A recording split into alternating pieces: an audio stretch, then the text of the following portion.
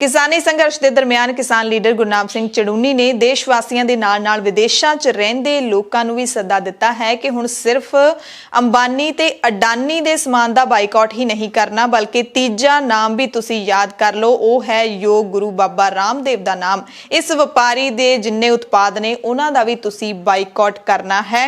कोई समान रामदेव दी कंपनी पतंजलि दा नहीं खरीदना।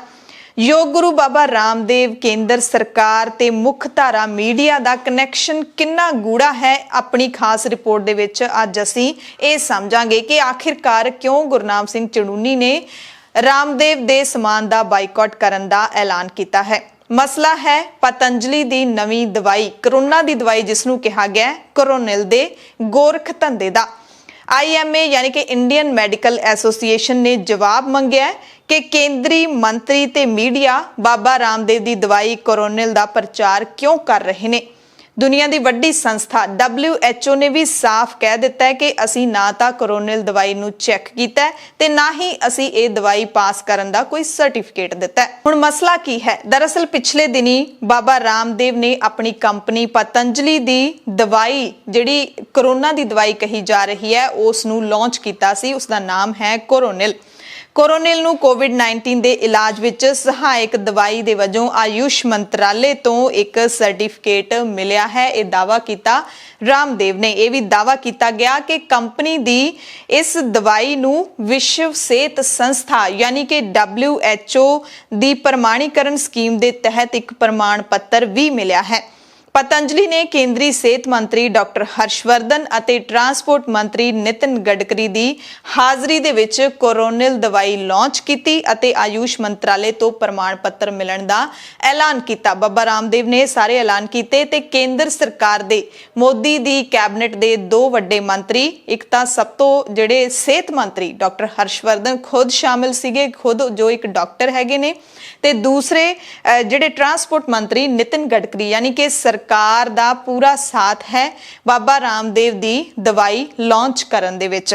ते पतंजलि दे इस उत्पाद नूं बाबा रामदेव ने कोविड-19 लई पहली सबूत आधारित दवाई करार दिता, यानी कि पहली इहो जी दवाई है कोरोना दी जिहड़ी कोरोना दा 100% इलाज करेगी। दवाई का जो लॉन्च प्रोग्राम किया गया था उस दौरान जिथे बाबा रामदेव ते केंद्रीय मंत्री मंच के उत्ते बैठे सी, उन्होंने पिछे पोस्टर ते लिखा होया सी साफ साफ जिहड़ा तुसीं देख सकते हो कि यह दवाई COPP अते WHO GMP वालों प्रमाणित है, यानी कि फार्मास्यूटिकल उत्पाद का प्रमाण COPP अते विश्व सेहत संस्था दे गुड्स मैन्युफैक्चरिंग प्रैक्टिसिस का प्रमाण WHO GMP तो प्रमाणित है। ते ये दोवें जिहड़े नाम हैगे ने वो किसी भी मैडिकल उत्पाद की गुणवत्ता नूं परिभाषित करते हैं। जिवें कोई भी खाण पीण वाला जिहड़ा पदार्थ हुंदा है उहदे उत्ते स्टैंप लगी हुंदी है, वो तो आपां नूं पता लग जांदा है कि ये जिहड़ा हैगा एक प्रमाणित पदार्थ है, इसनूं असीं खा सकते हैं, शुद्धता इहदी पूरी तरह दे नाल चैक की गई है। उस तरह किसी भी मैडिकल उत्पाद की प्रमाणिकता ये दोने शब्द लिखे होण तां ओह मन्नी जाती है। रामदेव की जिहड़ी कंपनी है पतंजलि आयुर्वेद, उसके उच्च अधिकारियों दे विचों एक ने राकेश मित्तल ने ट्वीट किया सी कि कोरोनिल नूं WHO ने मानता दे दी है। पतंजलि ने आयुर्वेद के खेत्र दे विच इतिहास रचिया है, क्योंकि कोरोनिल नूं कोरोना के विरुद्ध WHO वालों मानता प्राप्त पहली सबूत आधारित दवाई का दर्जा मिलिया। हालांकि बाद विच राकेश मित्तल ने यह ट्वीट डिलीट कर दिता सी। क्यों कर दिता सी? क्योंकि झूठ बोलिया गया सी। WHO ने सारा भांडा फोड़ दिता रामदेव दे दावियां दा, पतंजलि कंपनी दे दावियां दा। अगे रिपोर्ट दे विच दसदे हां कि WHO ने कहा कि सी पहलां तुसीं जिहड़ा प्रोग्राम लॉन्च किया गया सी उहदियां कुछ तस्वीरां जरूर देखो कि लॉन्च वेले की माहौल सी, किस तरीके दे नाल सेंटर दी सरकार दी पूरी अगवाई दे विच एक कोरोना दी दवाई है लॉन्च की गई।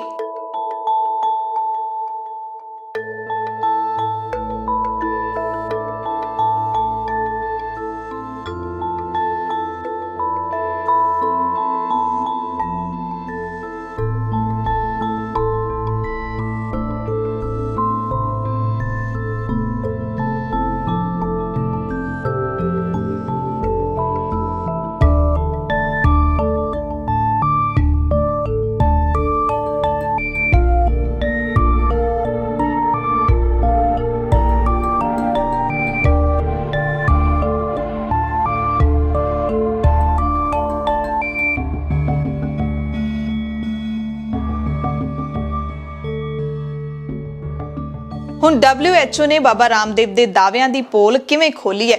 ਰਾਮਦੇਵ ਵੱਲੋਂ ਕੋਰੋਨਲ ਦਵਾਈ ਲਾਂਚ ਕਰਨ ਤੋਂ ਬਾਅਦ WHO ਨੇ ਵੀ ਇੱਕ ਟਵੀਟ ਕੀਤਾ। ਟਵੀਟ ਦੇ ਵਿੱਚ ਸਪਸ਼ਟ ਕਰ ਦਿੱਤਾ ਕਿ WHO ਨੇ COVID-19 ਦੇ ਇਲਾਜ ਜਾਂ ਰੋਕਥਾਮ ਲਈ ਕਿਸੇ ਵੀ ਰਵਾਇਤੀ ਦਵਾਈ ਦੀ ਨਾ ਤਾਂ ਸਮੀਖਿਆ ਕੀਤੀ ਹੈ ਤੇ ਨਾ ਹੀ ਕਿਸੇ ਨੂੰ ਪ੍ਰਮਾਣ ਪੱਤਰ ਦਿੱਤਾ ਹੈ, ਜਿਸ ਤੋਂ ਪਤਾ ਲੱਗਦਾ ਹੈ ਕਿ ਬਾਬਾ ਰਾਮਦੇਵ ਸਣੇ ਦੇਸ਼ ਦੇ ਸਿਹਤ ਮੰਤਰੀ ਅਤੇ ਜਿਹੜਾ ਨੈਸ਼ਨਲ ਮੀਡੀਆ ਹੈ, ਜਿਸ ਨੂੰ ਮੁੱਖ ਧਾਰਾ ਦਾ ਮੀਡੀਆ ਕਹਿ ਸਕਦੇ ਹਾਂ, ਕਿਵੇਂ ਲੋਕਾਂ ਦੇ ਮੂਹਰੇ ਝੂਠ ਪਰੋਸ ਰਹੇ ਨੇ। ਇਹ ਆਪਾਂ ਸਾਫ਼ ਤੌਰ ਤੇ ਦੇਖਿਆ ਹੈ ਕਿਸ ਤਰ੍ਹਾਂ ਆਮ ਲੋਕਾਂ ਦੀ ਸਿਹਤ ਦੇ ਨਾਲ ਇਹ ਪੂਰਾ ਤੇ ਖੁੱਲਾ ਖਿਲਵਾੜ ਹੈ।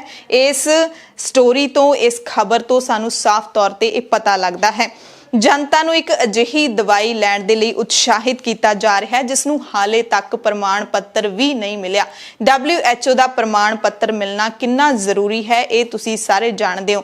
IMA ਇੰਡੀਅਨ ਮੈਡੀਕਲ ਐਸੋਸੀਏਸ਼ਨ ਨੇ ਵੀ ਝਾੜ ਪਾਈ ਹੈ ਬਾਬਾ ਰਾਮਦੇਵ ਦੀ ਦਵਾਈ ਨੂੰ ਲੈ ਕੇ, ਖਾਸ ਕਰਕੇ ਕੇਂਦਰੀ ਸਿਹਤ ਮੰਤਰੀਆਂ ਨੂੰ ਤਿੱਖੀ ਝਾੜ ਪਾਈ ਹੈ IMA ਨੇ। WHO ਨੇ ਜਿਹੜਾ ਟਵੀਟ ਕੀਤਾ ਹੈ ਉਸ ਤੋਂ ਸਾਫ਼, ਉਹਨਾਂ ਨੇ ਨਾਮ ਨਹੀਂ ਲਿਖਿਆ, ਪਰ ਉਹਨਾਂ ਨੇ ਇਹ ਟਵੀਟ ਹੈ ਬਾਬਾ ਰਾਮਦੇਵ ਦੀ ਦਵਾਈ ਲਾਂਚ ਕਰਨ ਤੋਂ ਬਾਅਦ ਹੀ ਕੀਤਾ ਕਿ ਅਸੀਂ ਕਿਸੇ ਵੀ ਅਜਿਹੀ ਦਵਾਈ ਨੂੰ ਨਾ ਤਾਂ ਪ੍ਰਮਾਣ ਪੱਤਰ ਦਿੱਤਾ, ਨਾ ਹੀ ਅਸੀਂ ਉਸ ਦਵਾਈ ਨੂੰ ਚੈੱਕ ਕੀਤਾ ਹੈ, ਉਸ ਦਾ ਕੋਈ ਟ੍ਰਾਇਲ ਲਿਆ ਹੈ। ਹੁਣ ਪਤੰਜਲੀ ਦੇ ਦਾਅਵੇ ਦੇ ਉੱਤੇ ਜਿਹੜੀ ਭਾਰਤ ਦੀ ਸੰਸਥਾ ਹੈਗੀ ਹੈ ਇੰਡੀਅਨ ਮੈਡੀਕਲ ਐਸੋਸੀਏਸ਼ਨ, ਉਸ ਨੇ ਕੀ ਸਵਾਲ ਚੁੱਕੇ ਨੇ, ਸਿੱਧੀ ਨਿਖੇਧੀ ਕੀਤੀ ਹੈ। ਪਹਿਲਾਂ ਤਾਂ ਜਿਹੜਾ ਇਹ ਲਾਂਚ ਪ੍ਰੋਗਰਾਮ ਕੀਤਾ ਗਿਆ ਹੈ, ਕੋਰੋਨਲ ਦਵਾਈ ਲਾਂਚ ਕੀਤੀ ਗਈ ਹੈ, ਦਾਅਵਾ ਕੀਤਾ ਕਿ ਸਾਨੂੰ ਇਧਰੋਂ ਸਰਟੀਫਿਕੇਟ ਮਿਲਿਆ, ਸਾਨੂੰ ਉਧਰੋਂ ਵੀ ਮਿਲਿਆ, ਇਹਦੀ ਪੂਰਨ ਤੌਰ ਤੇ IMA ਨੇ ਨਿਖੇਧੀ ਕੀਤੀ ਹੈ।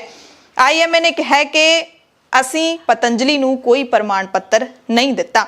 IMA ਨੇ ਕੇਂਦਰੀ ਸਿਹਤ ਮੰਤਰੀ ਨੂੰ ਵੀ ਤਿੱਖੀ ਝਾੜ ਪਾਈ ਹੈ, ਖਾਸ ਕਰਕੇ ਸਿਹਤ ਮੰਤਰੀ ਡਾਕਟਰ ਹਰਸ਼ਵਰਧਨ ਨੂੰ, ਕਿ ਉਹ ਦੇਸ਼ ਦੇ ਸਾਹਮਣੇ ਗਲਤ ਤਰੀਕੇ ਨਾਲ ਕਿਸੇ ਗੈਰ ਵਿਗਿਆਨਿਕ ਉਤਪਾਦ ਦਾ ਪ੍ਰਚਾਰ ਕਿਵੇਂ ਕਰ ਸਕਦੇ ਨੇ। ਆਖਿਰ ਕਿਵੇਂ ਉਹ ਉਸ ਦਵਾਈ ਦੇ ਲਾਂਚ ਪ੍ਰੋਗਰਾਮ ਦੇ ਵਿੱਚ ਸ਼ਾਮਿਲ ਹੋ ਸਕਦੇ ਨੇ ਜਿਸ ਨੂੰ ਪ੍ਰਮਾਣ ਪੱਤਰ ਹੀ ਨਹੀਂ ਮਿਲਿਆ। IMA ਨੇ ਕਿਹਾ ਕਿ ਸਿਹਤ ਮੰਤਰੀ ਖੁਦ ਇੱਕ ਡਾਕਟਰ ਨੇ, ਉਹਨਾਂ ਦੀ ਹਾਜ਼ਰੀ ਵਿੱਚ ਲਾਂਚ ਕੀਤੀ ਗਈ ਇੱਕ ਦਵਾਈ ਲਈ WHO ਦੇ ਸਰਟੀਫਿਕੇਟ ਬਾਰੇ ਬੋਲਿਆ ਗਿਆ ਝੂਠ हैरान करन वाला है। IMA ने बयान जारी किया कि सेहत मंत्री नूं देश नूं इसदा जवाब देना बनदा है, पर जवाब सेहत मंत्री कदों देणगे जदों मीडिया जाके सवाल पूछूगा।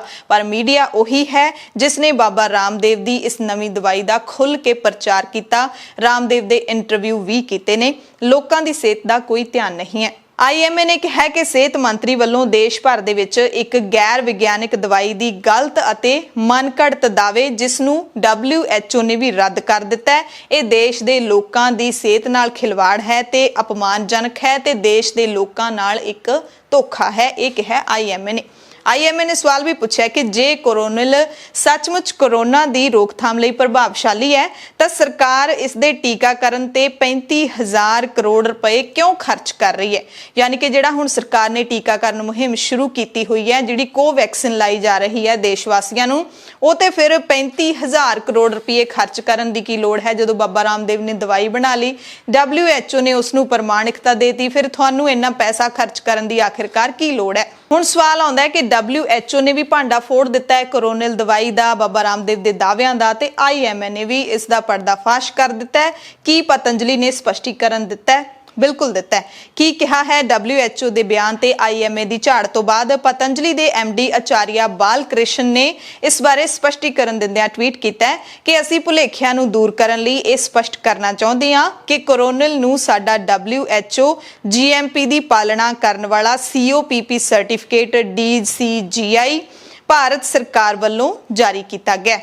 ਇਹ स्पष्ट है कि विश्व सेहत संस्था कोई भी दवाई की मंजूरी या ना मंजूरी नहीं दिंदा।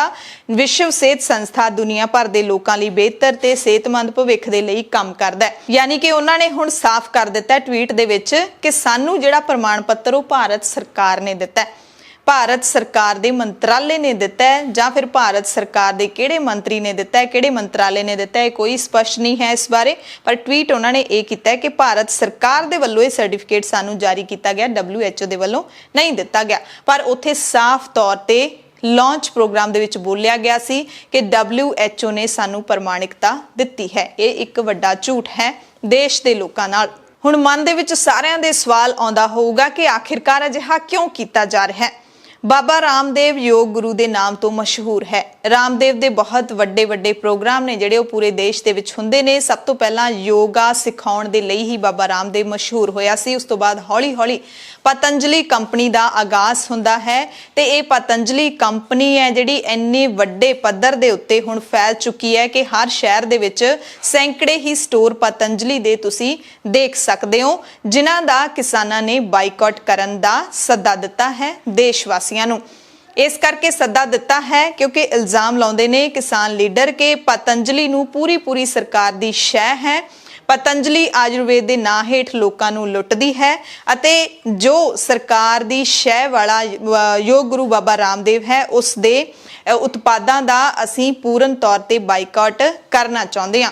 ਸੋ ਹੋ ਸਕਦਾ ਹੈ ਆਉਣ ਵਾਲੇ ਦਿਨਾਂ ਦੇ ਵਿੱਚ ਇਹ ਦੇਖਣ ਨੂੰ ਮਿਲੇ ਕਿ ਜਿਵੇਂ ਅੰਬਾਨੀਆਂ ਅਡਾਨੀਆਂ ਦੇ ਸਟੋਰ, ਰਿਲਾਇੰਸ ਦੇ ਸਟੋਰ ਸਾਰੇ ਸ਼ਹਿਰਾਂ ਦੇ ਵਿੱਚ ਬੰਦ ਪਏ ਨੇ, ਉਸੇ ਤਰੀਕੇ ਨਾਲ ਹੋ ਸਕਦਾ ਹੈ ਕਿ ਪਤੰਜਲੀ ਦੇ ਸਟੋਰ ਵੀ ਹੌਲੀ-ਹੌਲੀ ਬੰਦ ਹੋਣੇ ਸ਼ੁਰੂ ਹੋ ਜਾਣ, ਕਿਉਂਕਿ ਕਿਤੇ ਨਾ ਕਿਤੇ ਸਰਕਾਰ ਅਤੇ ਬਾਬਾ ਰਾਮਦੇਵ ਦੇ ਵਪਾਰ ਦਾ ਜਿਹੜਾ ਕਨੈਕਸ਼ਨ ਹੈ ਉਹ ਸਾਫ਼ ਤੌਰ ਤੇ ਦਿਖਦਾ ਹੈ ਕੋਰੋਨਲ ਦੀ ਦਵਾਈ ਦੇ ਲਾਂਚ ਪ੍ਰੋਗਰਾਮ ਤੋਂ ਬਾਅਦ। ਤੇ ਬਾਬਾ ਰਾਮਦੇਵ ਦੀ ਦਵਾਈ ਵਾਲੇ ਮਸਲੇ ਤੇ ਮੇਨ ਸਟ੍ਰੀਮ ਮੀਡੀਆ ਦਾ ਕੀ ਰੁਖ ਹੈ ਉਹ ਤੁਸੀਂ ਦੇਖ ਹੀ ਸਕਦੇ ਹੋ। ਲਾਂਚ ਪ੍ਰੋਗਰਾਮ ਜਿਸ ਦਿਨ ਹੋਇਆ ਉਸ ਦਿਨ ਦੀ ਕਵਰੇਜ, ਉਸ ਤੋਂ ਬਾਅਦ ਬਾਬਾ ਰਾਮਦੇਵ ਦੇ ਇੰਟਰਵਿਊ ਚੱਲੇ, ਕੋਰੋਨਲ ਦਵਾਈ ਨੂੰ ਕਿਸ ਤਰੀਕੇ ਦੇ ਨਾਲ ਪ੍ਰਚਾਰਿਆ ਤੇ ਪ੍ਰਸਾਰਿਆ ਗਿਆ, ਉਸਨੂੰ ਬਹੁਤ ਹੀ ਕਾਰਗਰ ਦਵਾਈ ਹੈ ਜਿਹੜੀ ਉਹ ਦੱਸ ਕੇ ਪ੍ਰਚਾਰਿਆ ਗਿਆ ਕਿ ਕਰੋਨਾ ਦੀ ਇਹੀ ਇੱਕੋ ਇੱਕ ਦਵਾਈ ਹੈ ਜਿਹੜੀ 100% ਇਲਾਜ ਕਰਦੀ ਹੈ।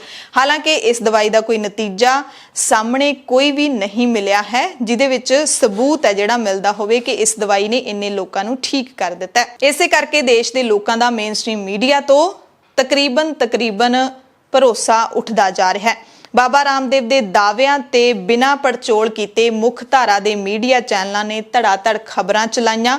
ਬਾਬਾ ਰਾਮਦੇਵ ਦੇ ਦਾਅਵਿਆਂ ਦੀ ਜਦੋਂ ਪੋਲ ਖੁੱਲੀ ਉਸ ਤੋਂ ਬਾਅਦ ਇਸ ਮੀਡੀਆ ਨੇ ਕੋਈ ਖਬਰ ਨਹੀਂ ਚਲਾਈ ਕਿ ਕੋਰੋਨਲ ਦਵਾਈ ਨੂੰ ਲੈ ਕੇ ਰਾਮਦੇਵ ਨੇ ਜਾਂ ਫਿਰ ਪਤੰਜਲੀ ਕੰਪਨੀ ਨੇ ਕੀ ਝੂਠ ਬੋਲਿਆ ਹੈ ਉਸ ਬਾਰੇ ਕੋਈ ਵੀ ਖਬਰ ਨਹੀਂ ਚਲਾਈ ਗਈ। ਉਸ ਬਾਰੇ ਬਾਬਾ ਰਾਮਦੇਵ ਤੋਂ ਜਾ ਕੇ ਕੋਈ ਸਵਾਲ ਨਹੀਂ ਪੁੱਛਿਆ ਗਿਆ।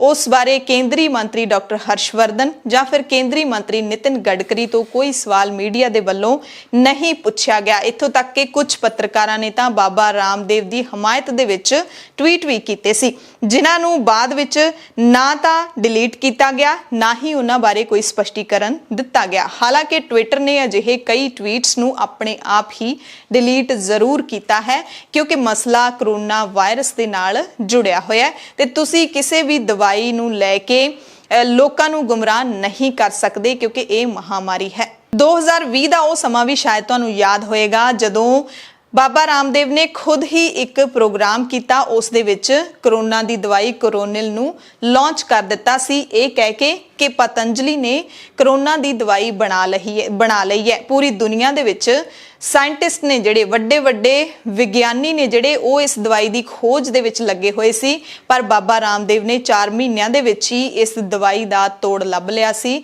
ਇਸ ਬਿਮਾਰੀ ਦਾ ਇਲਾਜ ਲੱਭ ਲਿਆ ਸੀ ਤੇ ਕੋਰੋਨਲ ਦੀ ਦਵਾਈ ਹੈ ਜਿਹੜੀ ਉਹ ਲੋਕਾਂ ਦੇ ਸਾਹਮਣੇ ਪੇਸ਼ ਕਰ ਦਿੱਤੀ ਸੀ। ਜਦੋਂ ਲਾਂਚ ਕੀਤੀ ਦਵਾਈ ਤਾਂ ਉਸ ਤੇ ਸਰਕਾਰ ਨੇ ਫਿਰ ਨੋਟਿਸ ਲਿਆ, IMA ਨੇ ਨੋਟਿਸ ਲਿਆ ਤਾਂ ਪਤੰਜਲੀ ਆਪਣੇ ਦਾਅਵੇ ਤੋਂ ਮੁੱਕਰ ਗਈ ਸੀ ਕਿਉਂਕਿ ਨਾ ਹੀ ਤਾਂ ਕੋਈ ਪ੍ਰਮਾਣ ਪੱਤਰ ਲਿਆ ਸੀ ਨਾ ਹੀ ਸਰਕਾਰ ਦੀ ਮਨਜ਼ੂਰੀ ਲਈ ਸੀ। ਕੰਪਨੀ ਨੇ ਕਿਹਾ ਉਸ ਵਕਤ ਕਿ ਕੋਰੋਨਲ ਕਰੋਨਾ ਦੇ ਇਲਾਜ ਦੀ ਦਵਾਈ ਨਹੀਂ ਬਲਕਿ ਰੋਗ ਪ੍ਰਤੀਰੋਧਕ ਸ਼ਕਤੀ ਵਧਾਉਣ ਦੀ ਦਵਾਈ ਹੈ।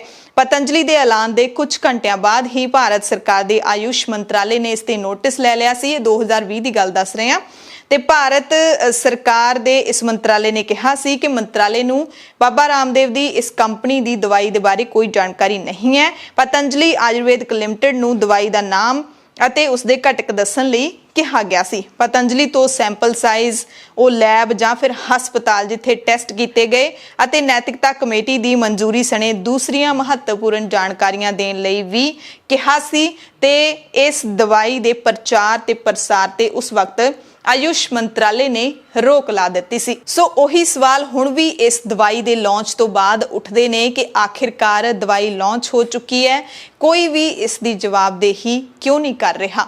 ਨਾ ਪਤੰਜਲੀ ਕੰਪਨੀ, ਨਾ ਬਾਬਾ ਰਾਮਦੇਵ, ਨਾ ਹੀ ਕੇਂਦਰੀ ਮੰਤਰੀ ਜਿਹੜੇ ਸ਼ਾਮਿਲ ਹੋਏ ਸੀ ਲਾਂਚ ਪ੍ਰੋਗਰਾਮ ਦੇ ਵਿੱਚ। ਆਖਿਰਕਾਰ ਕੌਣ ਦੱਸੇਗਾ ਕਿ ਕੀ ਇਹ ਲੋਕਾਂ ਦੀ ਸਿਹਤ ਦੇ ਲਈ ਦਵਾਈ ਚੰਗੀ ਹੈ, ਕਿਉਂਕਿ ਬਹੁਤ ਸਾਰੇ ਇਹੋ ਜਿਹੇ ਲੋਕ ਨੇ ਜਿਹੜੇ ਪਤੰਜਲੀ ਦੇ ਪ੍ਰੋਡਕਟਸ ਨੂੰ ਵਰਤਦੇ ਹੈਗੇ ਨੇ। ਹੋ ਸਕਦਾ ਹੈ ਕਿ ਲੋਕ ਇਸ ਦਵਾਈ ਨੂੰ ਵੀ ਧੜਾ ਧੜ ਲੈਣਾ ਸ਼ੁਰੂ ਕਰ ਦੇਣੇ। ਦਵਾਈ ਕਿਵੇਂ ਲੈਣੀ ਹੈ, ਕੀ ਇਹ ਸਹੀ ਹੈ ਵੀ ਜਾਂ ਨਹੀਂ ਹੈ।